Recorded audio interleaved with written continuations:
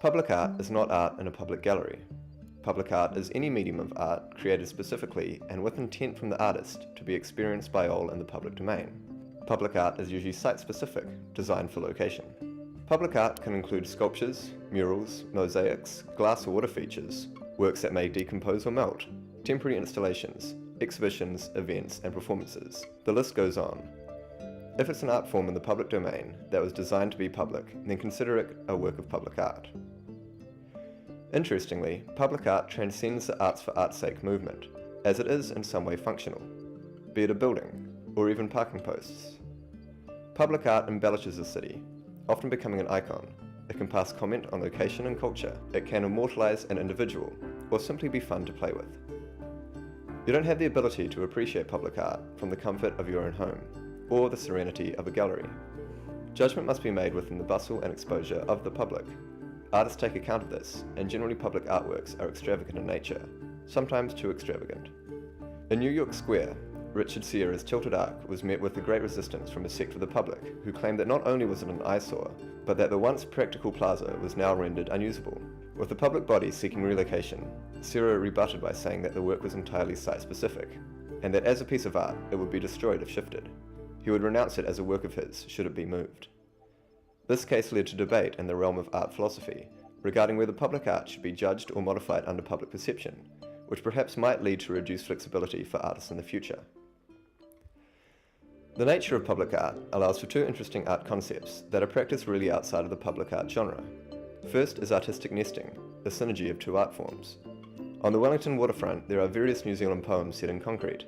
These poems would work fine in book format for private reading, but to be serviceable to the public, they must be assimilated into sculpture, so that the poems can be effective in a public space. Secondly, modification. Generally in the art world, collectors and galleries try to preserve their artworks to ensure that the works are presented in a way that the artist intended them to be seen. Often costly restoration work is done, and heavy security is needed. But the nature of public art being in the public realm means that artists assume that at some point modification will occur, be it the work simply getting wet from the rain, or tasteless acts of vandalism or playful parody. Bubbles in the bucket fountain and dressing the windman are prime examples. Or there may be a genuine art statement from other artists. In 2006, John Radford covered the bucket fountain with a clay-like substance. Public art can also provide connections between cities. Neil Dawson's Ferns has a sister sculpture in Christchurch, the Chalice. And in this picture, we have a disguised work of public art with a French connection. This phone booth, though genuine looking, is in fact a work of concept art. Should you pick up the phone, you would hear ambient sounds from Corsica, France. In Corsica, there is a similar New Zealand phone booth that plays ambient sounds from this country. Luckily in Wellington, we are blessed with many works of public art. I counted over 50 commissioned sculptures alone, and countless hundreds of non-commissioned works. And a lot of works draw from Wellington's winds. We have a Lenlai wind wand, another Lenlai wind wand, a thing that lights up depending on the wind. And up until recently we had rotating wind boxes, and there's also the yellow wind pebbles.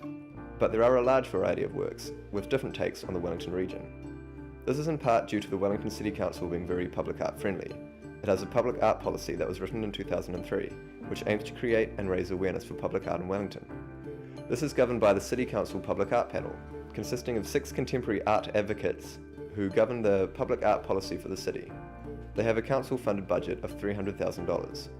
They can also call on other organisations, such as the Wellington Sculpture Trust when needed. Generally, the government and local body policies have got it right. Public art in Wellington is plentiful and gives legitimacy to the idea that Wellington is the arts capital of New Zealand. Recently, only one piece of art policy has failed.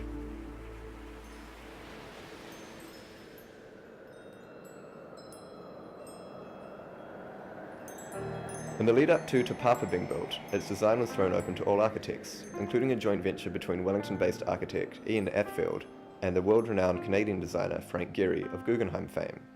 Their concept would have been cheaper to build and no doubt would have looked good, but the government chose an Auckland firm instead for Te Papa's design to showcase entirely New Zealand-made architecture, and we were left with a $300 million building that looks as though it's made of Lego. Te Papa could have been iconic, the Sydney Opera House of Wellington, In fact, in a recent survey, it was found that a clear majority of Wellingtonians identify with the humble bucket fountain over Te Papa. The bucket fountain is pretty naff, a tad ugly, and pretty hard to photograph no matter the angle. It's certainly no opera house or Guggenheim, but as a work of public art it's perfect. It personifies the space of Cuba Street so honestly. It's colourful, alternative, and unpredictable. A children's playground by day, and a drunken playground at night. The bucket fountain caters to all. Peter McLeavy, seasoned Wellington art connoisseur, walks past the bucket fountain every day en route to his gallery. I caught up with him and asked him about the public art scene in Wellington, and if he would elaborate on a favourite work of his. Well, I think we've got some lovely sculptors in the city. I like particularly the work that has been put up in recent years. I love the Anton Parsons, and I like the Brett Graham down in Parliament. They really add and enhance the fabric of the city. Well, I like the Anton Parsons one because it's something about Braille, about blind people, and it's very nicely sighted. It's a lovely colour, the shiny silver. It's got a lovely form. It's just a very pleasing object to look at. And also, at its heart, there's some aspect of mystery, because if I could read Braille and was run my hand over the surface of this thing, what message would I pick up? Would it be an incredibly violent revolutionary message, or would it be a simple thing like "make love, not war"? I mean, I often think, well, I wonder what the Braille is saying. Are we all blind that we can't see, or? I mean, it's interesting to go into it when you think it through a bit. Most public artworks deserve similar thought, so I urge you to take a break from your day and enjoy what Wellington's public art scene has to offer.